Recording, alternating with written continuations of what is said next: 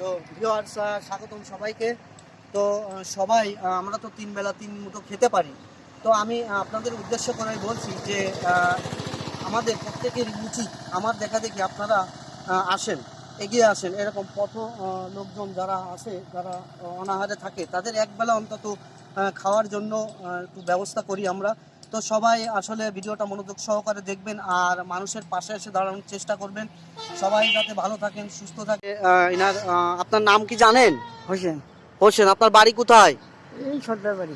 সর্দার বাড়ি। আপনি আপনার ছেলে মেয়ে আছে? তো আপনারা কেউ দেখে না ছেলে মেয়েরা? তো তারপরও আপনি রাস্তায় থাকেন কেন? এগুলো কেন করেন? এখানে আসেন তো তো আপনার কিছু বলে না? বাসার থেকে চলে আসেন না, কিছু বলে না? কয় ছেলে মেয়ে আপনার? 4 ছেলে। 4 ছেলে মেয়ে। আপনার বাড়ি আপনি চিনে যেতে পারেন? হ্যাঁ। তো আপনি ভালো থাকেন, দোয়া করি। আর আপনি একটু দোয়া করেন আমাদের জন্য, আমরা যাতে ভালো থাকি। আল্লাহ হাফেজ।